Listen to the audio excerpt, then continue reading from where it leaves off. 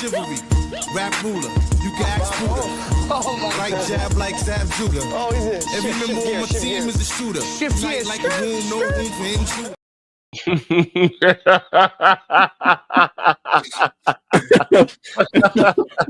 Oh, dear.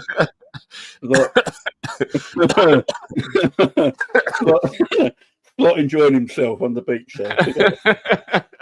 You might have just got yourself hit with a coffee strike there as well. Yeah, I'll take it. Oh man, big up to everyone. Thank you very much for joining myself and Drifty tonight on our match reaction. I hope you're all doing good. It's been a great day. Being a Liverpool fan, the wins keep coming. Yeah, Pep Guardiola's not in a good way either. He's in a bad way, Pep, right now. He's not doing well. He's not doing good. Haaland, he's gone missing. These are the wanted pictures of Haaland at the moment. Yes.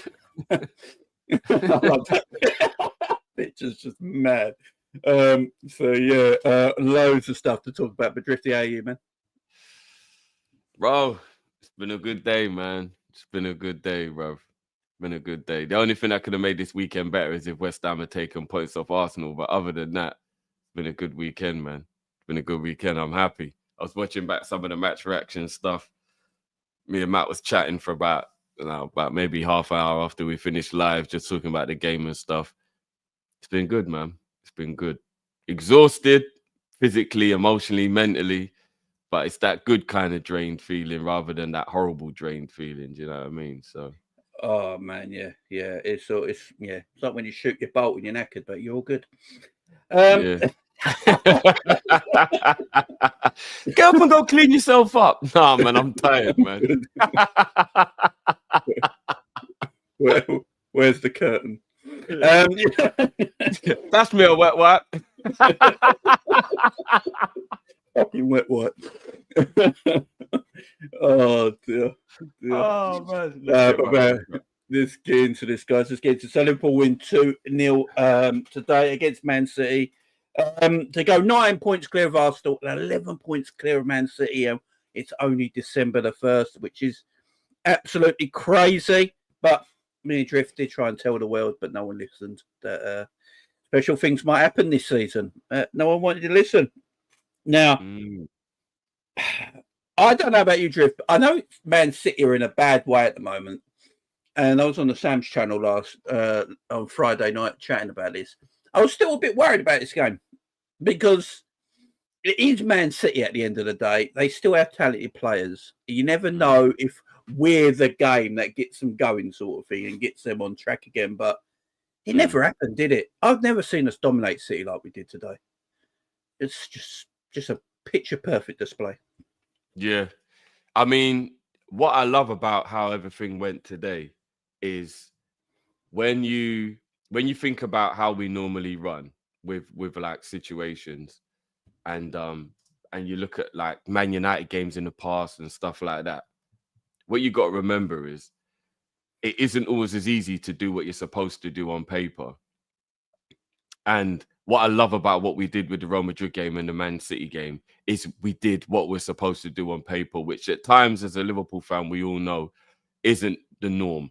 We were supposed to just beat Man United at Old Trafford last season when we was in the title race. We were supposed to knock them out of the FA Cup, just as an example of, look how bad Man United were last season, and we still didn't even beat them. We played them 3 times and drew twice in the league with them last season. And look how bad Man United are. So that's just a recent small reminder of how on paper isn't always how it works out. And that is why I'm really impressed, bro, with the fact that on paper it looked like we should beat Real Madrid and Man City. And we comfortably did beat Real Madrid and Man City.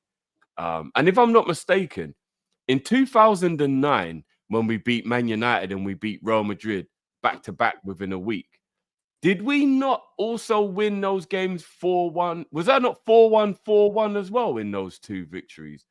Yeah, no, it's 4-0 Madrid on 4-1. Was it 4-0 and 4-1? Okay, yeah. Because it's 2-0, 2-0 Real Madrid, Man City this time around as well. So it's like the result is matching the you know what I mean, the situation. So two comfortable 2-0 wins against top opposition, regardless of whether they're wounded or not, is a brilliant result, especially when you look at the Real Madrid result. Yes, Vinicius is injured, and yes, they've got the injuries to Alaba and Thingy at the back defensively. But that Real Madrid team, apart from that, still had exceptional quality in it, and we dealt with them with ease. With ease, do you know what I mean? So, and here's the thing, James. Nobody gave us a blight for the fact that we had. This is the reason I don't have the sympathy for the injury stuff, even though I completely understand it. In 2020, 21, when we were defending our title, everybody said, boo hoo, who cares, when we had a literal defensive collapse. Every defender was injured. Yeah. Nobody gave a shit. No, none of the rivals gave us a blight. Nobody cared. And then last year, when injuries inevitably is one of the reasons we ran out of gas towards the end of the season, everyone was like, oh, boo-hoo, who cares? Why are you talking about? And it was easy for Arsenal City to say that when they're plodding along with 95% of their squad fit. Do you know what I mean? With only the occasional injury here and there. In February, we're rolling out kids in a cup final. That was how many injuries we had, bro. I know. If I'm not mistaken, Jadon Dan's made 3 or 4 appearances last year. That's how many injuries. I think he had 6 games. 6 games in all. Because there was a period where we had Nunes and Jota injured, bruv. Do you know what I mean? We had no striker. Most 4 months or 3 months in total, including AFCON last season. Soboslai 2 months. Like Konate missed God knows how many minutes last. At one point, all the midfielders were injured last year as well. I remember they were all carrying the knock. Like, you know what I mean? And nobody cared. Nobody cared. And that is the reason why no one goes, oh no, but the reason why Arsenal and Man City put up a better title challenge is because Liverpool had the injury, so we'll give Liverpool that grace. No one gave us that grace. So if we're going to beat City when they're weak, I don't give a shit. They're getting no grace because they didn't give us any grace last year. Do you know what I mean? And that's just how it goes, bro. Same with Real Madrid. They're getting no grace for me because they've played us when we've had weakened teams and nobody's cared. So I agree. It is what it is, man.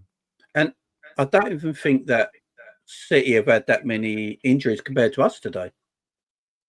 No, I think their main injuries. I mean, we won't count Rodri anymore because he's just out for the season. So it'll be Kovacic and Stones. Those will have been the 2 actual injuries that, like, you know, they've missed today. Because again, if somebody's out for the rest of the season, there's no point mentioning it. Just like we didn't do with Virgil that year, we missed Virgil. We just stopped talking about Virgil because there was no return date for that season. And I guess Rodri, until we know otherwise, is pretty much the same. Even though he said he wants to be back earlier, but maybe he's just like wishful thinking. Who knows? So, yeah, it was Stones and Kovacic. Those are the 2 players there. Because obviously the rest of them were on the bench. Grealish was injured and Doku was injured, but they came on. They were on the bench. De Bruyne was injured, but he's back. He's played 2 games now. He was on the bench. So all the players they used to be missing, they're back in the squad at least now. So, yeah, Stones and Kovacic are the only 2, I think, who are actually out of action totally, that they were injured. They weren't even in the squad. Yeah. And that's the thing. We're playing with our first team players. Like Alisson had played, Konate had played, Jota would probably play. You know, and then you got Harvey Elliott as your backup players. Like we've missed players this season already. And Bradley would have come on for that half an hour for the Kwanzaa. Yeah, and so we're missing players as well. But the momentum's definitely with us at the moment. We're playing extremely well. But let's talk about the game. It started as it finished, Liverpool on top the whole way. The first 10, 12 minutes was absolutely scintillating. I mean, we could have been 3-0 up before we even scored. You know, the football we were playing was beautiful. Yeah, it was. I love the fact that he did go with Diaz through the middle and Gakpo on the left. He used the pace and Szoboszlai coming in. So he used them 4 players. He used the pace and the athleticism, and then fought Salah, Szoboszlai, Diaz, and Gakpo just to basically just continue putting the pressure on City continuously. And I've got to say, for Szoboszlai came in today, I thought he was excellent today. It was a proper good display by Szoboszlai. I think his last game he played as well was really good. Do you think Szoboszlai is starting to understand what maybe Slot wants him to do now? Because I think his last couple of performances have been a lot more composed, better. He's even looked a bit better on the ball as well. What do you reckon? It could be that. It could be that. Obviously, time is the best way to understand things. The more you do it, the more repetition. So you could be right, bro. That could be what it's down to. He did have a really good international break. And a lot of people saying they hope he brought that form into Liverpool, and he has. So maybe he maybe found a renewed form of confidence while he was away with Hungary in the last international break. If I'm not mistaken, he scored a few goals for Hungary as well in the last international break. Might give him a little bit more confidence, and then maybe he's bounced back into the league with that same confidence. So yeah, it could be a few things, bro. But whichever way, we know Szoboszlai is a good player. That has been more so to the frustration of what the situation is. Because to not pick on him, but it's just a very easy example for me to use.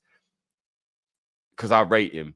Endo, if he's not playing that well, I don't think people's frustration is at him because they think he can do better. Their frustration would just be, we need better.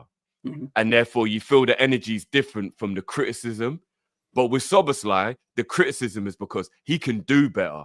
Yeah. What is going on? Do you get what I mean? And there's always a higher expectancy on a player who's got better ability and a higher skill level. And that's just normal in life, isn't it?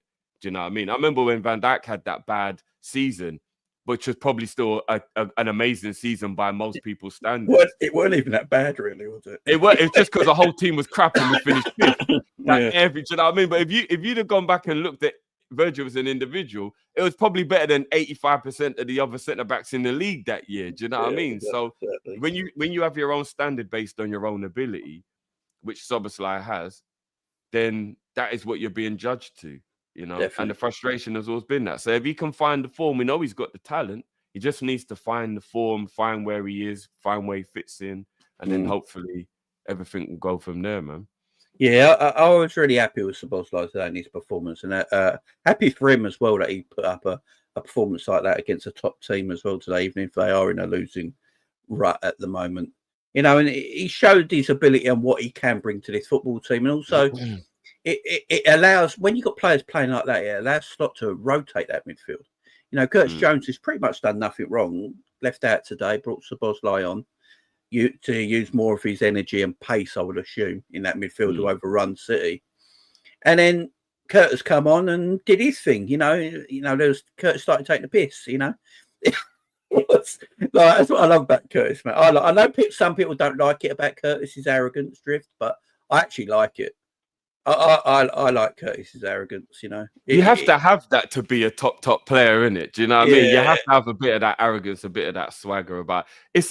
It's a lost form, Jamie. We're from a different generation where we're used to that.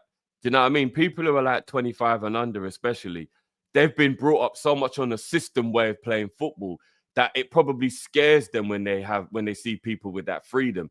But we're used to that, bro. We're used to growing up on watching the Mavericks get on the ball and just do what we call sexy football. Like that's just what we're used to. And the way he come on today, the little flicks around the corner, the little, you know what I mean, the rondos, the 1-2s that he plays off. Jones is just maturing so well, bro. Yeah, he's growing up, man. He's maturing so well, bro. It's unbelievable. And you know what? Attitude. To have the right attitude, to not sulk and not be on the bench moping about because you've been missed out of the biggest game of the season, to just come on with 10, 20 minutes to go and just play like you've been on the field the whole time. Smile on your face, boom. Do you know what I mean? It's a bit, and you know what? I think what them lot are probably noticing as well, Jamie, about the way we're doing things is they know that Slot is giving people game time if they're playing well, and they know now that when he brings them out of the team, it is a rotation and it's not a punishment. So they don't get too angry about being left out because they know you'll be in next game. Do you know what I mean? You're just out for this game, or the tactics work for this. Even Nunes weren't sulking. He was like, okay, cool, Diaz down the middle. I get it. It worked against Leverkusen. Look how hungry he was when he came on. I was about to say that when Darwin came on. He just ran them up straight away. Oh, bruv, he got stuck in immediately, bruv. I love that shit. There was just one time, the only time I was like, Darwin, you know, when he went for that sliding tackle, and I was like, whoa, Darwin, chill. But when you look back on it, he dived at the ball and not the player. So it wasn't actually as bad as it looked. Because he tried to do that thing where you block the ball before they can clear it. It was a diving block, wasn't it? That's what it was a diving block. He didn't dive at the play. If he did dive at the play, he would have killed him. It's only when I saw him move in mid-air, I was like, oh, shit.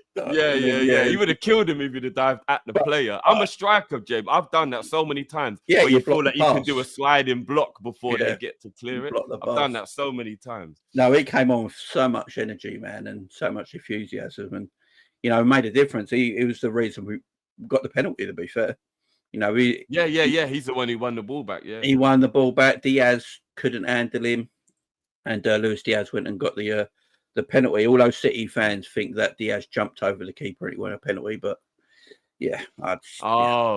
because we get penalties against Man City all the time, don't we? Yeah, you know what I mean. It was like, but I need to talk about one player. Now, he's not always my favourite person. I've always said I'm not actually particularly fond of him as a person, but as a footballer, it's completely different. And that's one Trent Alexander-Arnold, who started again today after injury. People didn't know it. This kid's special. You know what I mean? His passing ability, he showed it more today than I think he's done in quite a while, playing that right back. But his passing ability drift is that pass to Mo Salah for the first goal. Is there another right back in the world that can do that? No. It's just ridiculous. And then that pass, that long ball he made for Luis Diaz as well. And Diaz just, oh man.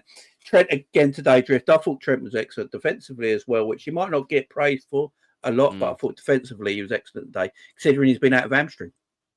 Yeah, first game back. The plan obviously was to bring him off on the hour mark because obviously he has been out for a while. And in 90 minutes, well, he was on the field for 64 minutes, say. In the 64 minutes he was on the field, he was only beaten twice. And that was when Doku came on and he'd already been a little bit tired. And Doku does that to any fullback. Whether Doku's got end product or not is another thing. But in terms of dribbling and one-on-one take-ons, Doku does that to every fullback. Yeah. Like, you know what I mean? It's when he gets past the fullback where the City fans must be frustrated. But in terms of getting past the player, he does that in his sleep. So I think they went up against each other 4 or 5 times. Trent comes out of it 50-50. I still think that's good fullback play. I've always said this, and a lot of people don't agree with me because they just want to like go in on the defender. But I'm an attacker, so I can tell you, if I've got the ball, I'm in control. I'm meant to get past you. Do you get what I mean? That is the job. As a forward, especially as a wing forward, I'm the best player in the team. Generally speaking, growing up, the best players in the team played number 10 and on the wing. They're the most skillful players. They're the best players. They're the most technically gifted players. So if the most technically gifted player in the team has the ball, he's supposed to get past the fullback. Yes, you don't want your fullback to be a clown and get done up and be sent to the shops and all that. But just generally speaking, you're supposed to be getting past your fullback. So if the fullback wins half the war, he's had a good game, bro, in my opinion. Yeah, you know what I mean, you've got to get past him a few times if you're the winger. So I'm not even going to judge Trent on that. Do you know what I mean? I'm not. So I thought he was good defensively. You're right. I really did think he was good defensively. And also like, as you say, technically skillful wingers will get past their fullback, but then the fullback can stop the cross. They can get back and stop the cross, which Trent did numerous times today as well. So, it's all about position as well. And, he's not the only man back there. If they've gone past the fullback, I expect the centre-back to come over and help him as well. So it's not always the fullback's fault, which I think we maybe do too much at times. But yeah, I thought he was excellent today, considering he's been out for hamstring. Another player that come in has not had a lot of minutes this season, and he was in today for the injured Kanate. But Joey G, this is why I'm glad the way he got in there, slipped in today, isn't it? This is why I'm glad we kept him in the summer. I didn't want him to go. I don't think no one wanted him to go. But if it maybe there was, bro. There was people that wanted him to go. Maybe not this summer, but do you remember last summer? Yeah, last summer was a madness. But Joey's like, if he wanted to leave the football club, I wouldn't have had a go at him about leaving. I could understand he wants minutes at a certain age there. Feels like he's not going to play, but 27. I think he's 27, 28 now. So yeah, been at Liverpool for a decade, bro. Yeah, I know, it's mad how long he's been here. All his kids are born here. His wife and him married here. They're just he loves the club. And today I thought he was faultless. Like he weren't a centre back you were looking at today. I think, that it's a centre back that's like coming in from the cold or the club don't rate or anything like this. This is like a proper seasoned professional centre back, weren't it, coming in today? They just did a great job. Yeah, and again, that one bad year that he had, and everybody just tried to like really go in on him. I said this a few years back. Talent-wise, Joe Gomez is probably 4th, 5th best centre back in the league. If we're just talking about talent, what he's been able to do, what he's been able to show, obviously, is a different situation. But as long as you've got the talent, the other things you can figure out and the other things you can fix. And when Joey's playing and he's on form, bro, he's almost impervious. Like, he's got strength. He's tall. He might not be Ibu and Virgil tall, but he's still tall. I think he's 6'1", so he's still tall. He's quick. He can pass. He's technically good on the ball. Like, he's got every attribute you need. That was why when he first came through, I used to make jokes and call him the young Rio reincarnated, because he has that aura about him of being so calm and assured on the ball, but also having that pace and intelligence around that as well. And I think he proved that last season with how versatile he was at 3 or 4 different positions within the team. And again, this year, he's been used at fullback and at centre-back, and whenever he's needed, he's impeccable. He comes in and he does his job. He's the type... Oh, is he 6'2"? So he's not even... And for me, those are the type of players that you want in your team. Oh, he's definitely England's best centre-back. 100% he's England. In terms of talent, he's 100% England's best centre-back. Yeah, when you hear people talking about Branthwaite and stuff like that, they're not in... They're not better than Joey. No, not better. They're not better than Joey. They're not. None of them are better than Joey. I'd Joey. say the only one that comes... John Stones, maybe, because he's technically a good footballer as well. I think John Stones is a good player, but I would say Joey's a better defender than Stones. Yeah, I think Stones may be a better footballer, but better footballer. Gomez a better defender. You got Maguire. Gomez is better than him. Guaye's gone right off the boil now. He's better than Gahey. I think Mark Gahey was just one of them moments, weren't he? That they someone. It's good. I still like him, but yeah, you might be right. Maybe like that was his time, and it might because he didn't get his move to a big club. Maybe his time might have passed now. Maybe. Yeah, I still rate him. I do like him, but yeah, it's not as good as Joey though. He's not as good. I think Joey's clear of a lot of. But there's a reason why Newcastle were willing to pay 40-50 mil for Joey, bro. Yeah, he's a very good defender. Aston Villa have wanted him on numerous occasions. Imagine how much better their defense would be if Joey was playing week in, week out at Villa, bro. You know what I mean? Talent-wise, it's Virgil, Ibu, Saliba, Gabriel, and Joe. I mean, that's fine. Yeah, that's good. I mean, yeah. I mean, Joey's. Yeah, I'm glad he's here. I'm glad he stayed. He's a great little footballer, great little defender. And all Joey's issues were injuries. It weren't nothing about his talent or how good he was. It was always about his injuries. And the injuries that man's had to come back from takes some doing as well. We've got to remember that. Oh, bro, his list of injuries is long. And if he's had the odd bad season here and there when he's come back, it's understandable with the injuries he's had. So for me with Joey, it's never been a talent issue. I've always rated the guy. I think he's a tremendous centre back. But we went OG centre back back four today, didn't we? And we'll get to the main man in a minute. It was just fucking phenomenal. Like you said when you sent me that picture, bro. Let's run it back 2019, and it worked. 2019, 2020 settings. Let's run it back. And we did, bro. We ran it back, bro. Robbo, man. Robbo today. That's the Robbo I want to see more of. He had his game face on today. He had his head in the game. Nothing stupid. No mistakes. That's the Robbo. If he keeps playing like that, that's a Robbo that can flourish still. I thought Robbo was excellent today. That pass. Is it who was it to? Was it to Diaz or he just took a heavy touch? Jesus, that's the old school. I didn't even know Robbo had that pass in his locker, bro. Old school Robbo. Them early crosses that he used to do. Because Robbo, I always think recently Robbo used to crosses it a bit too late now. But old school Robbo used to cross it dead early. Always used to get the ball in the danger zone as soon as he got his head up. And that's what it was like today.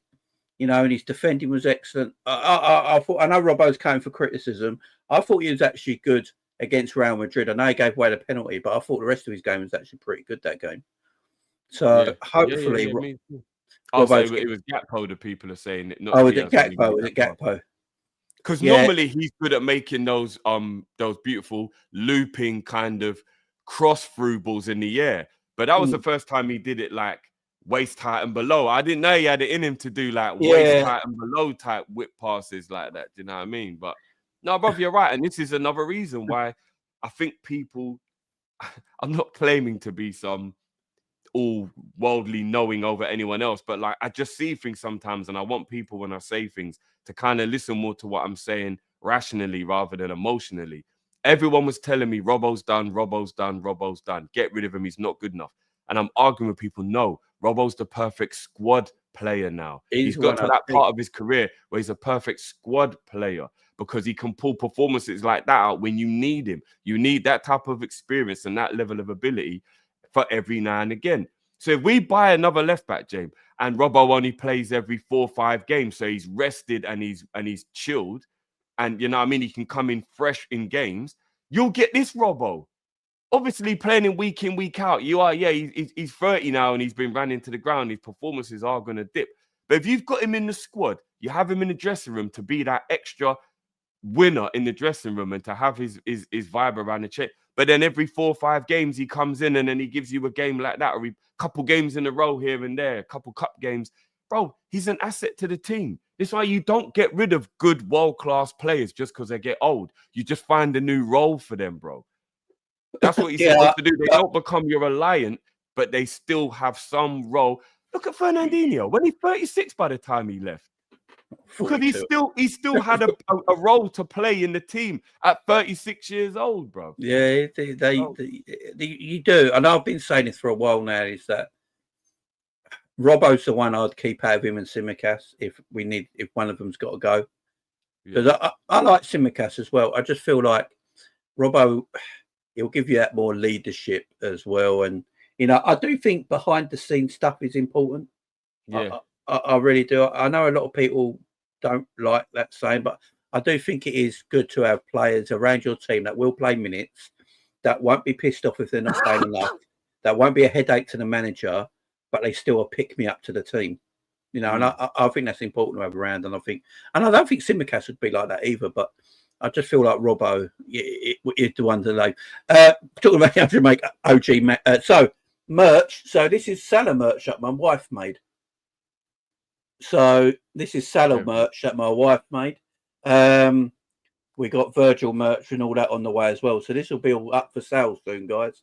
Just to let you know. So, yeah, loads of shirts and that coming soon. So, I might do that as well. Shout out Mrs. Man. Yeah, she's good at that stuff, man. She's great. She's got her own business. Let's talk about the guy, though, the man, Virgil van Dijk. Do you think you took it personal today? Do you think you got out of bed today and went, "No, I'm not having this Man City shit. We're going to."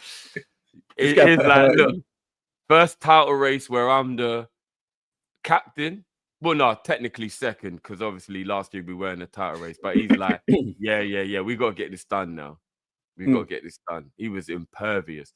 I mean, and here's another thing when it comes to like conversations about like players and ability and stuff like that. I don't know why the rivals try so hard to find a way to put Virgil down. It astonishes me how much they'll try and find any reason to put him down. But us Liverpool fans, we know he truly is the greatest thing we've ever seen in the Premier League, defensive-wise. He just is. Yes. But I will go so far as to say that Virgil van Dijk is so good, Jamie, that he isn't just the best defender the Premier League's ever seen.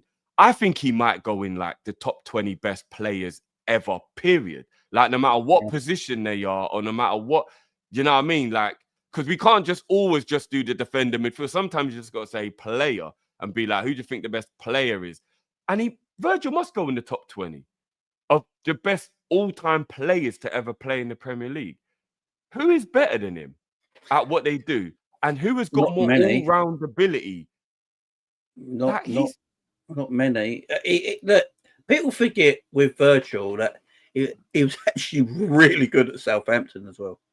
Yep. It's just that the rest of the team around him weren't that great, so it didn't look as good. Yeah. Yeah. He's actually very good at Celtic as well. You know, this ain't no bum. I think he was in 2 Scottish teams of the year when he played for Celtic. Celtic, yeah. As a centre back. Obviously went to Southampton, did his thing there. Why do you think Liverpool wanted him in the first place? Like, they looked at him and think he's a missing piece. You know, we're going to pay whatever money. When did Liverpool ever pay over the amount for somebody? No. Never do. And he probably got the perfect development being at Celtic and Southampton because he learned his trade without the pressure.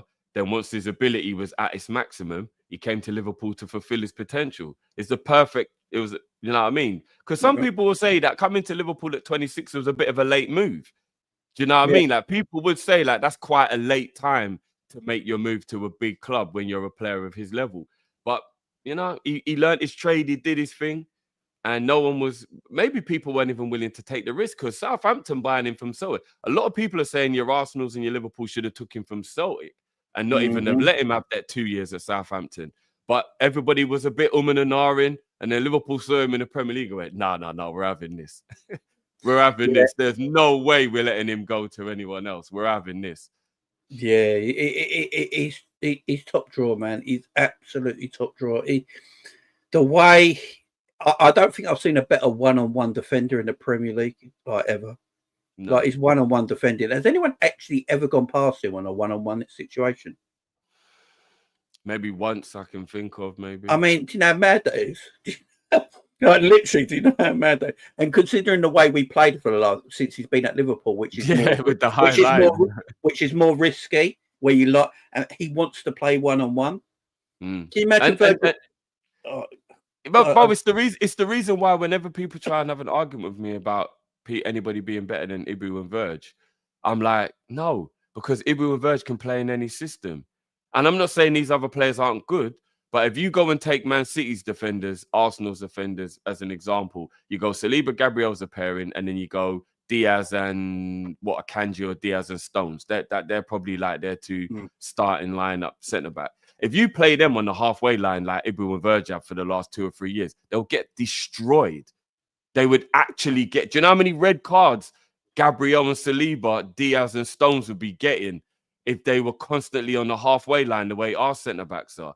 Imagine if you had to keep asking Diaz or Saliba to run into the channel the way Ibu has to cover Trent when he's inverting. All these things. Their defenders aren't capable of those things. And I'm not trying to take anything away from them. They're brilliant players in their own right. But they are not comparable to Virgil and Ibu. Because if you take Virgil and Ibu out of our slightly vulnerable system and put them in a comfortable, protected system the way Man City and Arsenal are, oh, dear Lord, you'd think the Terminator was playing, bro. Can you imagine Virgil and Ibu playing with Arsenal with the 2 centre-backs either side, 2 holding men in front and all that protection they get, bro? You think the Terminators were in defense, bro? You know what I mean? I don't understand how it's so difficult for people to understand that. Ibu and Virg can play in any system, any way you need them to play, whereas others are slightly limited. Look at no protection in the midfield now from City, and look what's happening to those centre-backs, bro. City are getting moved to by him, them, and everyone, bro. So I wouldn't have anyone in the world over Kanai and Virgil. No, they're the best partnership in world football right now. I don't care what anyone says. There ain't no 2 better. Big Andre says for the super big up man. He says Virgil took Haaland's soul, Shang Tsung settings. He did, bro. Sucked him in, did he? Mortal Kombat. Your soul is mine. You know the mad thing I read today that Virgil had more shots than Haaland today, apparently. That's crazy. Apparently, Virgil had 4 shots to Haaland 0.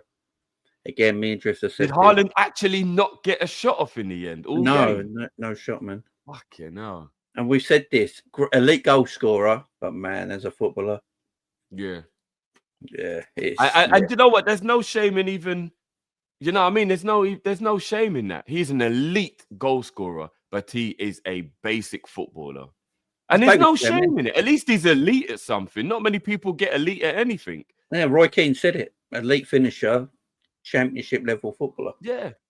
I'm telling you, if you was having a 5-a-side, I think Haaland will be the last player you would pick.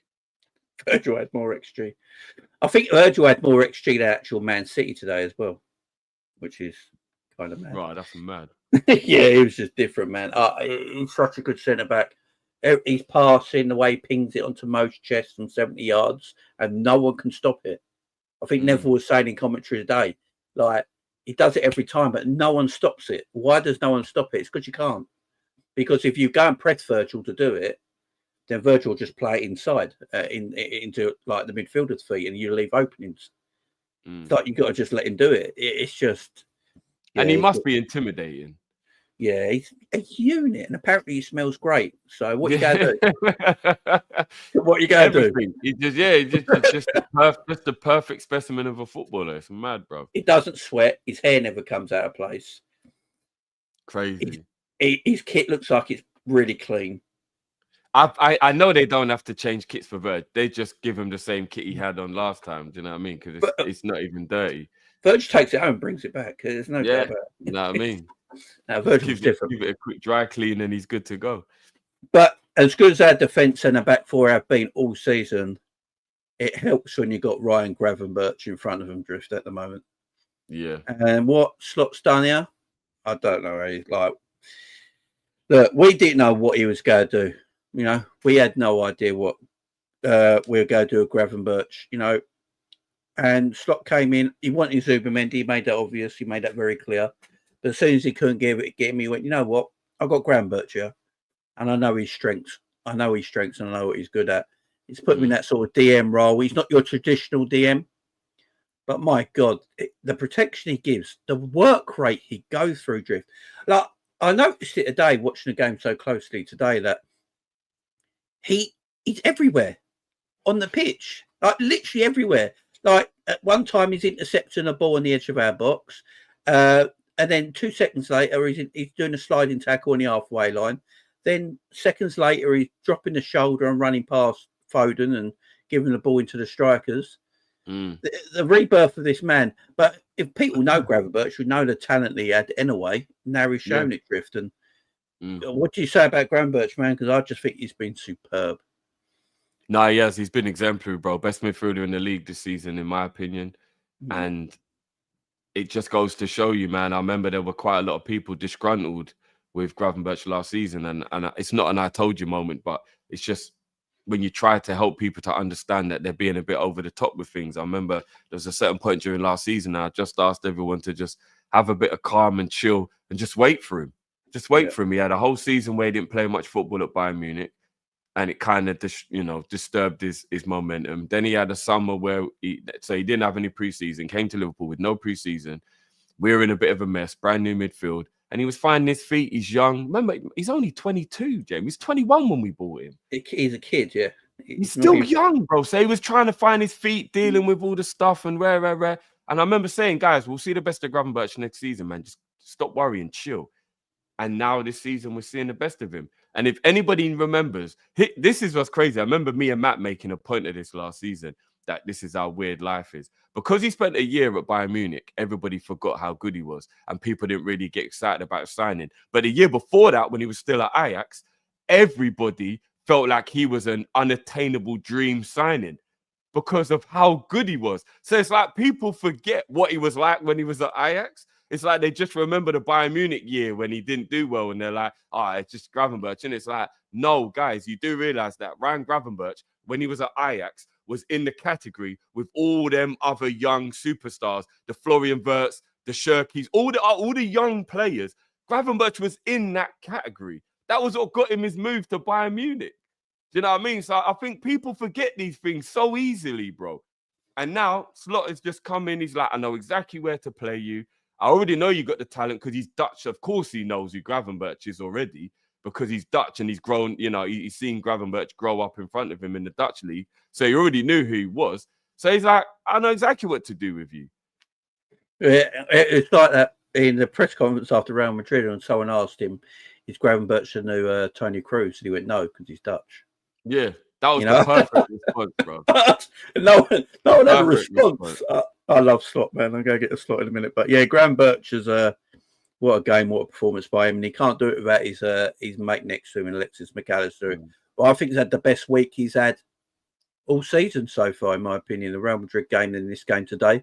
Played a little bit deeper today. But his performance again was fantastic. I think McAllister is injury-free now, Drift. He looks like he's moving better.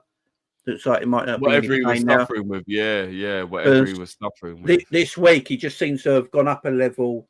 And I know saying McAllister's gone up a level is mad because he's an elite footballer, but his movement and his pace and the way he runs now, he looks a lot looser, don't he? And hopefully he's pain-free now because if he is and he's injury-free, them two are very pivotal to what we're going to do this season, aren't they? Yeah, facts, 100%. And again, everybody's allowed a bit of bad form as well. He just went through some, even if it was because of the injury or not, he just went through a bit of bad. McAllister was exemplary last season, bro. Must have took a lot out of him, to be honest with you. Then he went Copa America. He's knackered, bro. He did. And remember, playing for Brighton's probably more exhausting than anything because you're a smaller team, always taking on bigger teams. So he had 2 unbelievable seasons at Brighton. He had a World Cup. He had a Copa America. He had a debut season at Liverpool, replacing our whole midfield. His last 3-4 years have been manic, bro. He's just tired, bro. Just shit happens. People think these people are robots, bro. Like, it's gonna happen. He's knackered, bro. And he maybe just needed a little bit of time. I think he did get one of the games off in international breaks, so maybe a couple extra days rest maybe helped him. And like you said, the abductor injury was probably bothering him. Hopefully, God's willing, he is over that now. And you know what? Big players stand up in big games, James. And it hasn't got any bigger than the last 2 games we've played. And our big boys have stood up and let us know they're here. Gravenberch played lone 6 in the Real Madrid game, bro. He wasn't even in the pivot against Real Madrid. So true. He was in a lone 6, bro. I didn't even know that he could play lone 6. I didn't know Gravenberch was actually capable of doing the lone 6. I'm like, what's going on here, bro? He's protecting the defense on his own, bro. And that's against a Real Madrid midfield that have Bellingham and Camavinga in it. This is what I'm saying. Yeah, you know what I mean?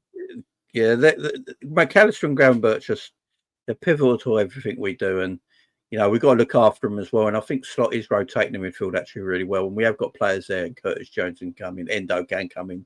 I know a lot of people might Endo. I think you've got to pick your moments and choose your moments for Endo to come in and play. Personally, I think Endo plays the League Cup quarter-final against Southampton. That's where Grav he should. That's where Grav gets his rest. Misses that week, missed that game out. I'd go Jones and Endo for that game. Yeah, and you get your rest there. And look, he came on the bench today. Harvey Elliott, great to see him back. Not sure about the haircut, but I am young and get away with it, I suppose.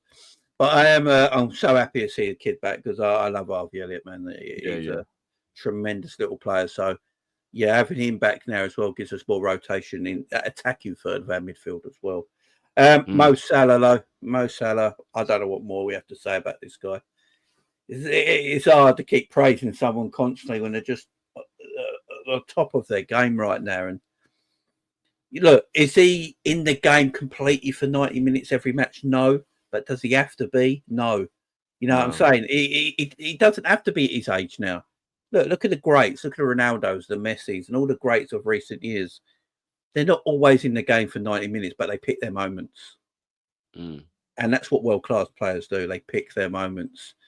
And that pass to Cody today, Drift, man. Yeah, Cody didn't even need to think about it, bro. He sort of just ran to the ball, didn't he? And just come off the leg. Yeah, I don't know what more to say about the man Drift. I don't know what you want to say about him, but he said, bro, it's elite. What more can we say about the guy, man? It's just an absolute privilege to have him as a Liverpool player, and I just for the life of me, I can't understand why we're even petting about with the contract. But neither do I. Does he look like the type of guy? Maybe I'm trying to read into things too much. Maybe it's copium. Maybe it's all of the above. He seems too relaxed for someone who doesn't think a contract resolution is gonna happen, if that makes sense. Like the laughing and the smiling, and it looks sincere. It doesn't look like he's faking it or do you know what I mean? Like when you saw him and Virgil today laughing and joking, that looks like sincere happiness. Surely if they felt that the contract situation wasn't going to be resolved, it would be bothering them a little bit. That's what gives me some hope that they are going to stay. Yeah. Because they don't seem that bothered within themselves about, even though they're voicing it, they feel it feels like they seem like it'll get done eventually. This will be sorted out. Do you know what I mean? Or is that just copium? Am I trying to see things I don't. there? It could be two things. It could be where their age are just very mature, and they feel like if it doesn't happen, it doesn't happen. I want to leave low with the Premier League at least, so I'm going to give it my all, and then we'll see where we go. Or they could, Virgil and him could just be like, we'll keep doing our thing, and if we get one, we'll sign it. I do feel like they're just waiting. I think the club and them are just waiting to make sure they get, because I don't think the club want to give them a contract offer that's out of order, and then Mo just goes, no, what is that shit? So I've done all this and you're offering me this as a contract, that's insulting. I think that's why the club haven't offered him anything. Now, I think they're talking. I would be shocked. Like Liverpool and his agent are probably chatting and talking, but I don't think the club are ready to give him a contract till they feel like Mo would definitely accept it. Because at the same time, you don't want to insult people like Virgil or Mo and Trent, who have done everything for your club and deserve what they get. So I think that's the case. They're just trying to make sure, is Mo all right with this? Is Mo all right with that? Is Mo all right with that? If he is, right, we'll offer him it. And I think Mo will just sign it, man. I don't think any of them want to go anywhere. With Trent, I'm not sure. I think the law around Madrid is probably eating at his heart a little bit. But with Virgil and Modric, I don't think they want to go anywhere. I just think they want the right. They don't, man. They don't. They just want the right contract for them. When you get to their age as well, you just want a bit of stability, don't you? So right, I'm going to be here for 3 or 4 years. Because you don't want to be moving around. When you get into your 30s, I don't think they want to be moving countries and uprooting everywhere constantly.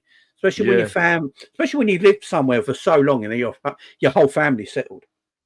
Yeah, and like when your kids are almost like from that area because they've grown up in that area and gone to school in that area and stuff like that. Exactly. Facts, 100%.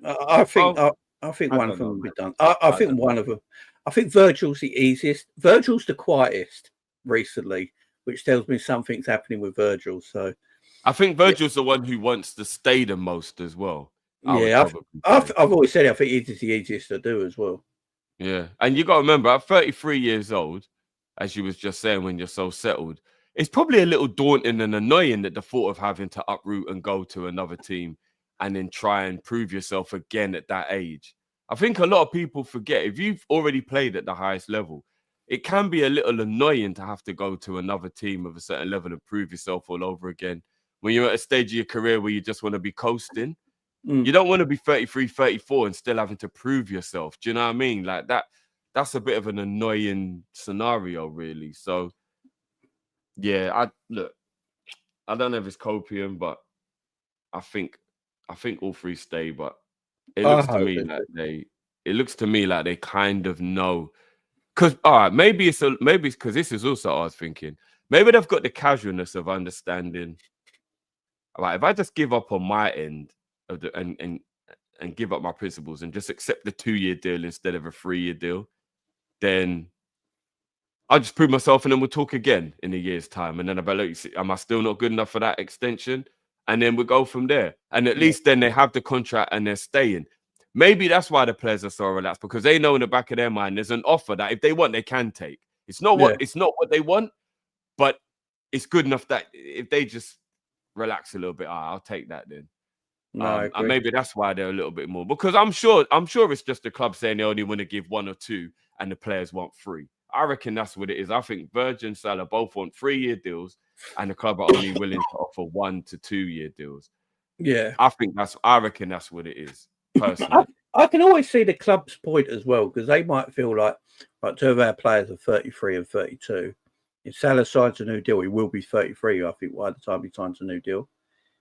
And they're probably feeling, yes, they're in great form at the moment. They're playing the top of their level. But when you get to this age in football, sometimes Father Time can just tap you on the shoulder in a couple of months' time and everything starts to go that way.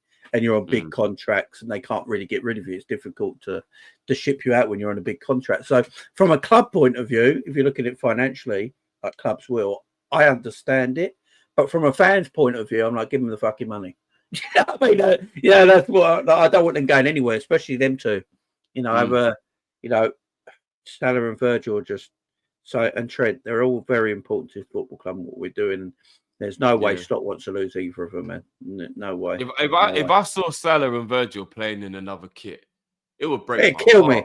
Yeah, my heart, bruv. It would break my heart to see them lot playing in another kit, bro. I don't think I've really had my heart broken from a Liverpool point of view like that before.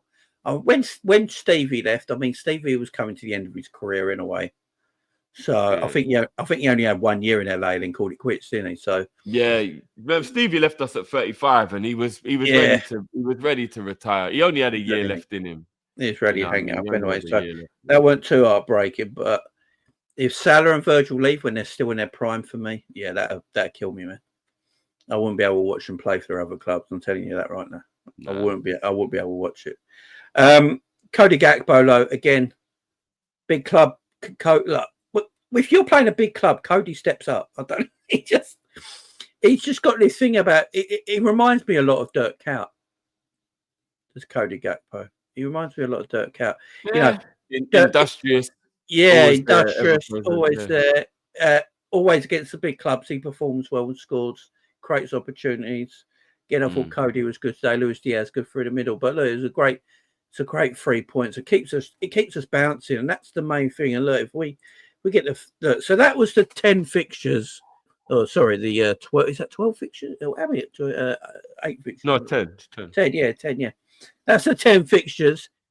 Everyone thought would be very, very difficult for Liverpool to get through. So obviously, Chelsea, Leipzig, Arsenal, and Brighton. It's a pretty hard run there. Only the Arsenal point would drop points at, and then Leverkusen, Villa, Southampton after international break, and then Real Madrid and Man City. Drift, speak to me. Them 10 fixtures. What was your feeling when you knew we were coming into this hard, point in the season? I remember before this run, I remember thinking, shit, that many difficult games in a row is going to be extremely taxing. And don't get me wrong, I'm not saying it wasn't, but you look how fresh the players look today, and it could have been running on adrenaline, but you think, how impressive is it that we're this fit? I know we're only halfway through the season or whatever, being in December, but to get through that hard run of fixtures there, and the only one that I think looked dodgy was the one after the international break against Southampton. That's the only game that I think we looked a bit dodgy in. Yeah. I think you've just got to be like nothing but impressed, bro.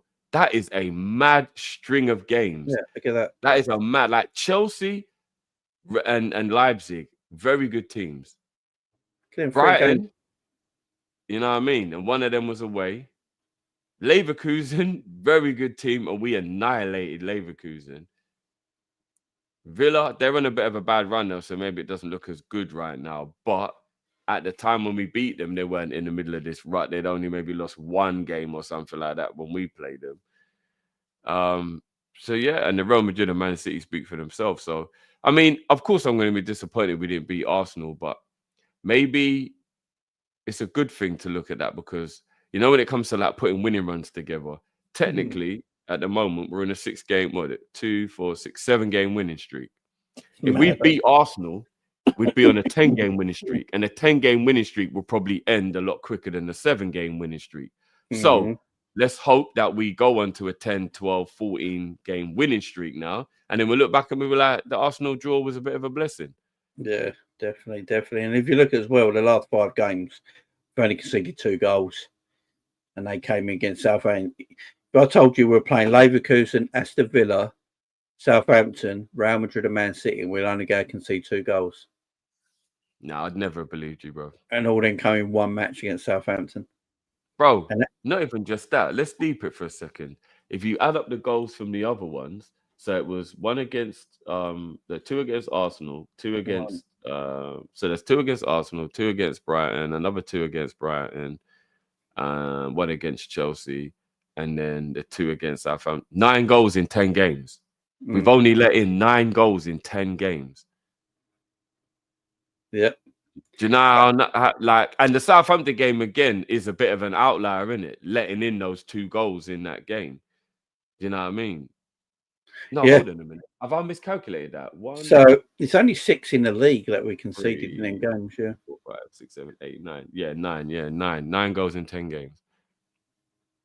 Yeah, that's a League Cup game, so that's a mental game. That was the game after. Yeah, so the defence is so much better. Obviously, we're not blowing teams away, but what I notice on Airdrift is it looks like we don't have to at the moment. No, just getting the job done. A lot of those was also just very professional. 2-0 Yeah. Villa, very professional. 2-0 Madrid and City, very professional. 1-0 Leipzig, very professional. 2-1 Chelsea, very professional. Yeah. You know what I mean? A lot of just professional performances out there, because we remember how the game went as well. And we were very professional in those games. We were, do you know what I mean, quite measured and controlled for the most part. It's beautiful, man. It's beautiful. Yeah, the way we're set up more defensively, not more defensively, because we're still very attacking, but our work rate is a little bit less than last year. That's by design, because it's just the way Slot wants to play. And I think it's benefiting the team right now. And, you know, there was that stat that I showed Drift earlier about Mo Salah. You can see the amount of times, you know, the output is just physically it's so different from last year, and he's not. And I think hopefully this means we keep our players a little fitter and they're healthier towards the end of the season, because everyone's got to remember our season last year, it was going well till about February, March time. And that's when injuries impacted the rest of our season. Players got tired, we got exhausted, and we were on fumes, weren't we, going into the end of the season? So that's what they're at. And we still finished 82 points. So if we finished at 82 points last season, and Slot can try and keep this team fitter and healthier and physically healthier, because they're not running as hard and not taking as many miles in, then that 82 points should be a lot more at the end of this season, which is going to take us very, very close to the league title, which, you know, not a lot of people thought would be happening this year. One City, Arsenal, City, Arsenal, City, Arsenal. Now, you know, City have got a top 4 fight, and it looks like it's between Liverpool and Arsenal right now. But again, anything can happen in football, because it is only the 1st of December. So, you know, we've got a long way to go, but Liverpool in a great place at the moment. And I think our fixtures coming up as well are, you know, we've got Newcastle midweek, who their form's not great at the moment. They've lost Isaac, so he won't be available for the game. Difficult game, though. Difficult game, but St James's Park is a difficult game. Don't we always win at St James's Park? I think we have a better winning ratio than a losing ratio, but I hate that as well, though, because that means that it could, you know, things can change or whatever. Let me have a look. But yeah, St James's Park, it's a tough game for anyone at any time. So we just have to hope and pray, man. If we can get through these next 2 games unscathed, we really are looking so comfortably ready for that top. Well, we got Newcastle and Everton both away from home this week coming. So Wednesday and Saturday, and the Everton game's 12:30 kickoff. Then we got Girona, where you feel like Slot can rotate the team, because we're pretty much qualified anyway. Yeah. I hope he does. Yeah. Then we're at home to Fulham on the 14th. Then on the next midweek against Southampton's a League Cup quarterfinal, where I assume Slot will rotate again. Is that the first leg or the second leg? First. No, it's quarterfinal, isn't it? It's just one off game, isn't it? Oh, yeah. Sorry. Yeah. To a semi-final, isn't it? And then we got Tottenham on the 22nd of December away from home, and then Leicester on Boxing Day at home. So the way we're playing right now, I expect us to win every game. But, you know, the 2 away games coming up are going to be tricky. If Liverpool can win both them away games against tricky opposition, a Merseyside derby, you never know what can happen. Although I just see Man United absolutely piece them apart today. So, and Newcastle away, Liverpool can get 6 points there. Yeah, I think. And if you sprinkle in there a Man United draw at if Man United can get a draw, bro. After that game today, give Man United a bit of confidence, you know, and it might not be as easy. City got midweek. Don't know, you know. Don't know City's fixtures. Let's have a look. Oh, they got Nottingham Forest. Oh, that could be a bit tricky, you know. Forest a win this weekend. Maybe they're back on track. And then on Saturday, they're away to Palace. Whoa, no one likes a trip down to Selhurst, bruv. And, you know, Palace are a little bit of a bogey team for Man City, you know. Hang on, have you seen Man City's fixtures till Christmas? No, go on. So they're at home to Forest on Wednesday. Then they're away to Crystal Palace on the weekend. Then they're away to Juventus for their Champions League game. Then they're at home to Manchester United in the derby. Then they're away to Villa and at home to Everton on Boxing Day. Ooh, there's a couple tasty games thrown in there. And their form, you know, I don't see them winning a lot of games at the moment. So they've got Juve, United, and Villa. Yeah, some tricky games in there. So they've got 2 games in a week like everyone's got, with a midweek game and then Palace away. Then the following midweek, they're away to Juventus. And then on the Sunday, the Super Sunday game, a week on Sundays, the game against Man United. And then their 2 Christmas fixtures before Christmas, the 21st is Villa away, then Boxing Day at home to Everton. Yeah, that's Liverpool could be, you know, Liverpool just got to keep winning. We got to do our own thing. As fans, we obviously look at everything, but I hope the team, and I think with Slot as well, I don't know about you, but it looks like he's taking the emotion out of it a little bit on the way we play. Yeah, he's not an emotional guy. Yeah, because it's more laid back. I don't know about you. The team looks more laid back. You know, they're representing their manager, you know, under Klopp. Klopp was more, you know, hot, massive personality, rock and roll like figure. So the team was like that as well, emotional. And the team under Slot, where he's laid back and calm. The team looks laid back and calm. So they're definitely, I don't think he'll play that emotional card. I think he'll just get the boys in training tomorrow, get them going again. A little easy one probably, and then get ready for the Newcastle game, which, you know, you can't do all this work and then drop points to Newcastle. That's all I'm going to say. Yeah, no, we facts. can't drop all his work, man. We can't drop all his work. But before we leave it, guys, Drifty actually sent me this earlier. This is hilarious. Pep, I have a joke for you. Okay, what is it? Knock, knock. Who's there? It's Ben. Ben who? Bend over. As we're about to fuck you up at Anfield. Fuck off, Arn, or I'll scratch your head.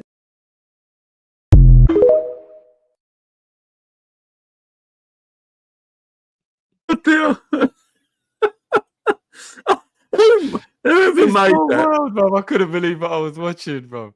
I don't know. AI is a madness, man. AI is a madness. But look,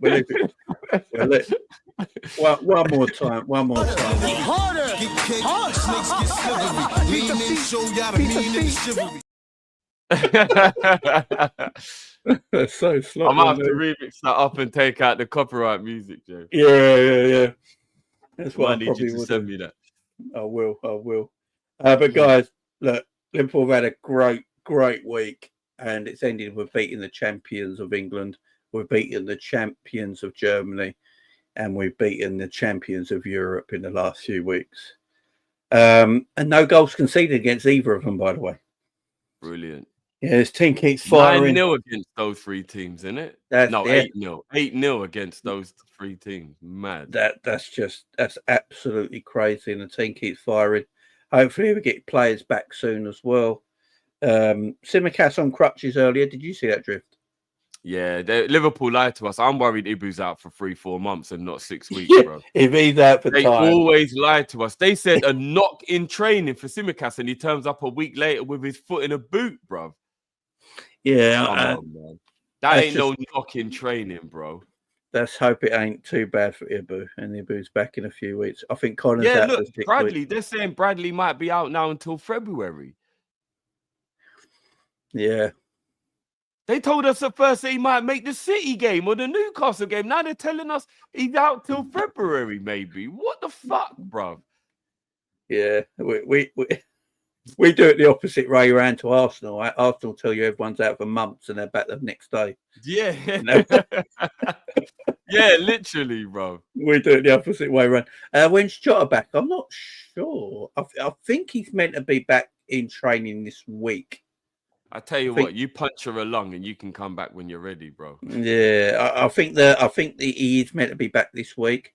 Alisson's meant to be in full team training this week. And Chiesa's in team training now, which is a great sight to see. So yeah, you got Chiesa come back into this team yet. I think Alisson. we'll see Chiesa for the Everton game. Does Alisson? Yeah, same. Or the and the Southampton League Cup game. I reckon they get some minutes in that as well. Yeah. And big question is, does Alisson get back in the team? When you got the third best goalkeeper in the league as your number 2, it is what it is, bro. It's just, this is what I think. This is going to be part of Slott's management now. What he does is Kelleher and Alisson situation, because I think they're both. I think because Alisson went on the bench today, was he? So I don't think he's joined team training yet. So if he joins team training this week and he declares himself fit to go, yeah, Slott's got to have a little conversation. He's got to. It's a difficult one because I know he's already said that Alisson's his number 1, and when he's fit, he plays. But I don't know if he realised how good Queven Kelleher was. And I think if he didn't, he knows now. So yeah, look, it's a difficult situation, but that's why he's paid the big money, man, to deal with these situations. And I just want Mamardashvili to go back out alone again next season, and we keep Ali and Kelleher for our number 1 and 2 again. Yeah, look, Kelleher's got. That's what I hope, man. That's what I hope. My worry is as well, Kelleher has a year left in the summer on his contract, so you're not going to get big money for him. Oh, is it? I thought he had 2 years. He's only got 1 year left. 2026 his contract ends. Well, there is talk that we might be talking to him right now about a new deal, bruv. So if we pay him handsomely, maybe he'll be all right. Yeah, do you give him a new deal just for... What is it sometimes when owners give players new deals just to sell them a few weeks later so they get the most money out of them? Look, this is what we say to him. We say, look, bro, you're an absolute sensation. We don't want to lose you. You're an academy graduate. You're also a Liverpool fan. So do you really want to leave? I tell you what we'll do. We'll bump you up to like 110 a week maybe, or something like that, like a nice, handsome wage. I think he's on like 50 grand at the moment a week. So we bump that up, put him on like 110 a week. And we say, look, we'll put a 50 mil release clause in there then. So if you really want to go, if a team's willing to pay what we value you at, then we'll let you go. And then maybe he'll say yes. Maybe he'll say yes. He's a Liverpool fan. I know people have careers to play, but I think you can pull on the heartstrings of players who are actually fans of the club a little bit more than you can with others, because they're living their dream at the moment. You've got a few players in our team: Elliott, Jones, Trent, Kelleher, Bradley. These are all actual Liverpool fans. They don't just like Liverpool because they play for us. They actually grew up Liverpool fans. It's probably a little bit easier to pull on their heartstrings when it comes to contracts and keeping them happy and stuff than it is with other players, you know. So let's hope so anyway. Yeah, definitely. Because we got a great goalkeeper there, man. Got a great goalkeeper. Guys, before we go, make sure you go and subscribe to Drifty's channel as well if you've not done it yet. Yeah, links in the chat there. So go and subscribe to Drifty's channel as well, guys. But look, Liverpool go on from strength to strength, guys. 2-0 against the English champions. And could Liverpool be the next English champions? Who knows? But yeah, big up to everyone. Thank you very much for joining myself and Drifty on this match reaction. Big up to everyone. I'll see you again soon. Bye-bye for now.